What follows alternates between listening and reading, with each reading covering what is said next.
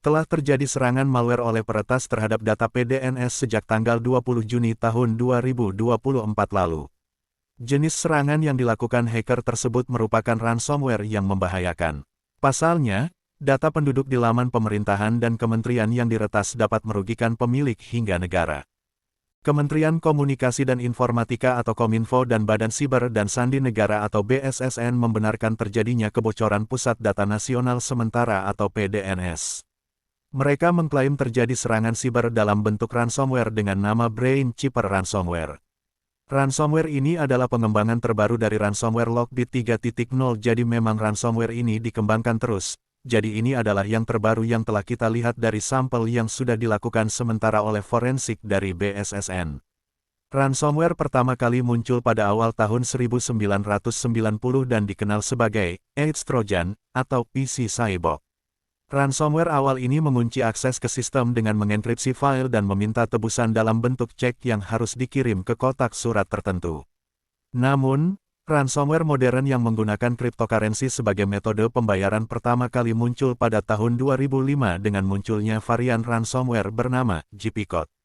Sejak itu, serangan ransomware telah terus berkembang dan menjadi ancaman serius di dunia digital.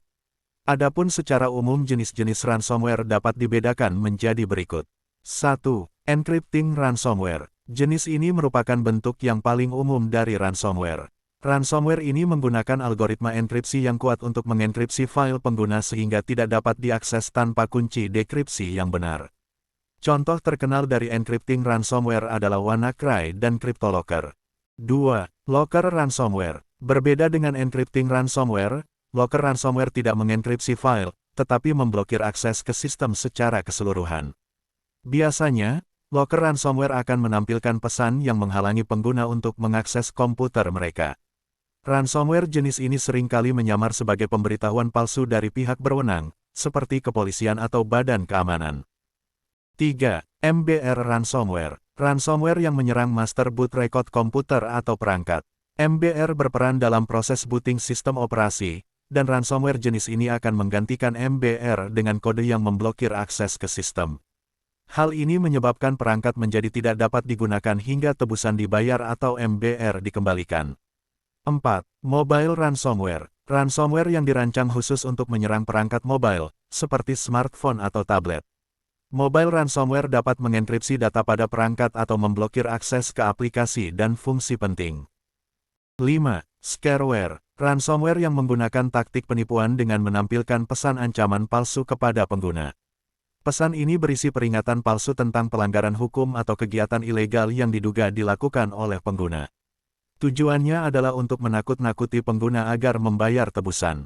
Lalu bagaimanakah ransomware bekerja? Ransomware biasanya menyebar melalui metode seperti lampiran email yang berbahaya, tautan yang meragukan, atau situs web yang terinfeksi. Adapun langkah-langkahnya adalah sebagai berikut. 1. Infeksi dan penyebaran. Ransomware dapat menyebar melalui berbagai cara, termasuk lampiran email berbahaya, tautan yang meragukan, situs web yang terinfeksi, atau eksploitasi kerentanan dalam perangkat dan perangkat lunak. Setelah perangkat terinfeksi, ransomware mulai bekerja. 2. Enkripsi data. Ransomware akan memindai file di perangkat dan mengenkripsi data yang berharga dengan menggunakan algoritma enkripsi yang kuat. File yang dienkripsi akan memiliki ekstensi yang berbeda atau tambahan yang mengindikasikan bahwa file tersebut tidak dapat diakses.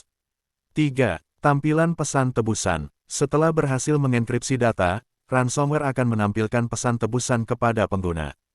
Pesan ini berisi instruksi tentang cara membayar tebusan dan mendapatkan kunci dekripsi untuk memulihkan akses ke data yang terenkripsi.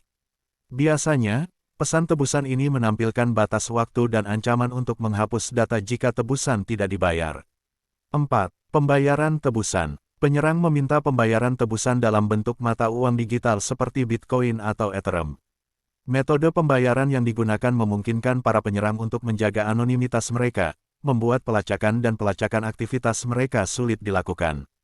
5. Pemulihan data. Jika tebusan dibayar, penyerang akan memberikan kunci dekripsi kepada pengguna untuk memulihkan akses ke data yang terenkripsi. Namun, tidak ada jaminan bahwa data akan dikembalikan sepenuhnya atau bahwa penyerang tidak akan kembali menyerang.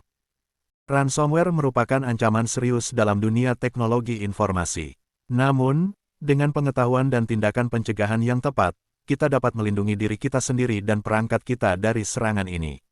Dengan meningkatkan kesadaran keamanan, memperbarui perangkat dan perangkat lunak, dan mengambil langkah-langkah pencegahan lainnya, kita dapat mengurangi risiko terkena serangan ransomware dan menjaga data kita tetap aman. Demikianlah pembahasan tentang ancaman ransomware dalam dunia teknologi informasi. Apabila berita ini bermanfaat, jangan lupa tekan tombol subscribe, like dan komen. Terima kasih dan sampai jumpa di video selanjutnya.